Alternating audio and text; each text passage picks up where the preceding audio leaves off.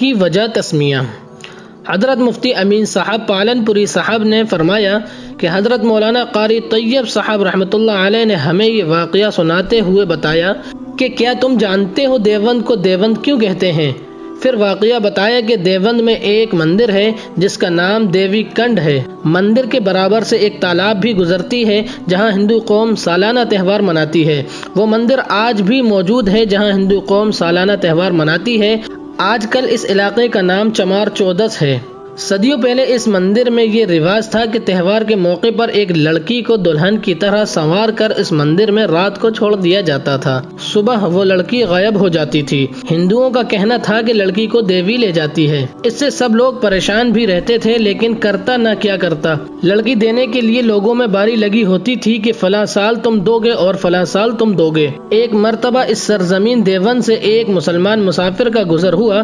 رات ہونے کی وجہ سے وہ مسلمان وہیں کسی ہندو کے یہاں قیام پذیر ہو گیا۔ اس وقت تہوار کا زمانہ تھا۔ وہ مسلمان جس ہندو کے یہاں قیام پذیر ہوا، اتفاقاً اس سال لڑکی دینے کی باری اسی ہندو کی تھی جس کے ایک ہی لڑکی تھی، جس وجہ سے پورا گھر رنج و غم میں مبتلا تھا۔ وہ مسلمان مسافر نے رنج و غم کی وجہ معلوم کی تو اسے ساری تفصیلات گھر والوں نے بتائی کہ یہ ماجرا ہے۔ مسلمان مسافر نے اپنے میزبان کو تسلی دی کہ تم گھبراؤ نہیں، اس کام کے لیے میں تیار ہوں۔ میزبان نے کہا تم تو مرد ہو، جبکہ وہاں لڑکی دینے کی بات ہوتی ہے۔ مسلمان مسافر نے کہا مجھے تم لوگ بنا سوار دینا، گھونگھٹ میں کیا پتہ چلے گا کہ لڑکا ہے یا لڑکی، اور وہ بھی رات میں کون سمجھ پائے گا۔ خیر وقت آیا تو ایسا ہی کیا گیا۔ اس مسلمان مسافر کو مندر میں ڈال کر مندر کا دروازہ باہر سے بند کر دیا گیا۔ یہ بات اس گھر والوں کے علاوہ کسی اور کو خبر بھی نہیں تھی۔ صبح کو لوگ جب مندر میں پہنچے تو دیکھا کہ ایک مرد آرام سے مندر میں لیٹا ہوا ہے۔ لوگوں نے اسے جگایا اور اس سے تفصیلات معلوم کی کہ تم یہاں کیسے؟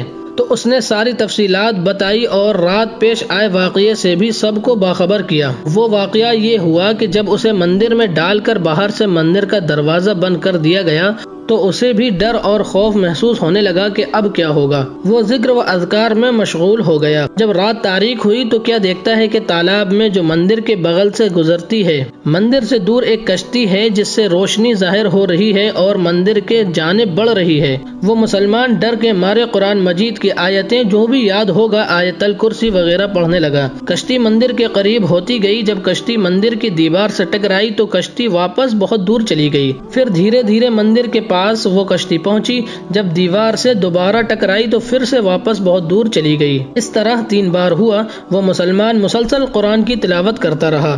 چوتھی بار جب کشتی مندر کی دیوار سے ٹکرائی تو کشتی ٹوٹ کر تالاب میں ڈوب گئی۔ پھر مسلمان آرام سے سو گیا، یہاں تک کہ جب صبح ہوئی تو لوگوں نے انہیں جگایا۔ اس دن سے اس سرزمین کا نام دیوبند پڑ گیا کہ آج دیو کو جو لڑکیوں کو لے جاتا تھا اس کو دفن کر دیا گیا۔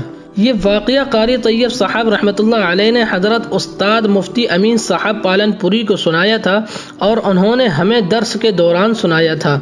میں نے آپ حضرات کے سامنے یہ واقعہ پیش کر دیا۔ آپ حضرات سے گزارش ہے کہ ویڈیو کو زیادہ سے زیادہ شیئر کریں تاکہ ساری امت مسلمہ کو دیوبند کی ہسٹری کا معلوم چلے۔ جزاک اللہ خیر۔